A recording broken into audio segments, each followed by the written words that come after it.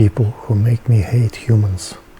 I cannot excuse betrayal, especially the betrayal of animals. For some unknown reason, I can imagine some situations when the betrayal of other people may be excused, such as revenge, for instance, but never can I excuse the betrayal of four-legged family members.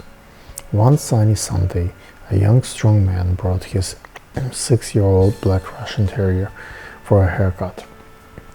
It was his second visit to our grooming salon. The owner explained in detail how he wanted to see the haircut this time, shorter on the body but longer on the head.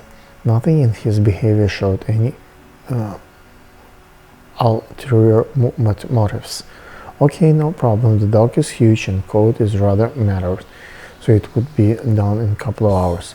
You may pick him up at 4 p.m. We close at 6, we told him. The owner left. The hair styling was finished slightly before 4. We gave a call to the number of the owner left us. No answer. The mechanical voice told us that the number is not in service. It happens, but it was strange. We waited.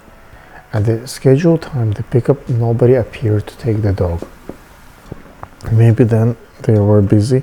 They will come later. It was time to close the office, and still nobody came.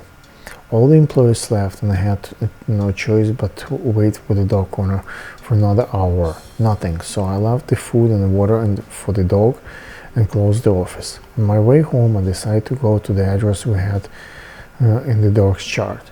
The apartment in the two-family house was closed and obviously empty. Somebody from next door stepped out. It is useless to knock on the door. The tenants left it this morning. I have no idea where they went. A tricky situation. I did not know what to do.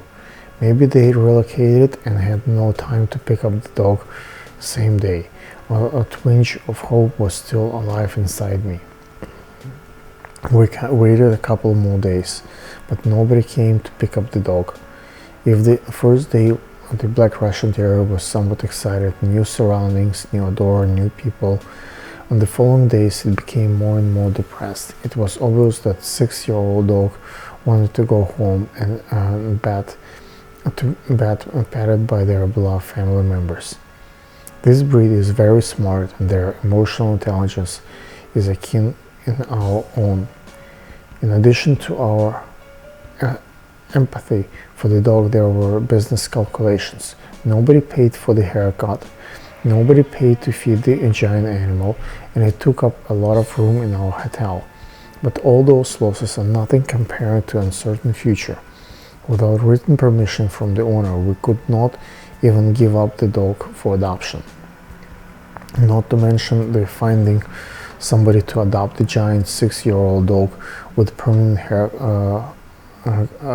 care demands. It's not an easy task. For the other hand, sending the dog to the SPCA would mean great probability that he would be put down for reasons mentioned a few sentences before. Such a dog is difficult to give for adoption. The Black Russian Terrier lived in our facility for months and months, until one day a guy from the suburbs came to us, listened to the dog's story, and decided to give him home. I took a risk of potential complications with the previous owner, who could come back and ask for ransom due to unauthorized disposal of his beloved dog, but it never happened. Deep inside my soul, I would like to see him again. Never mind the risk.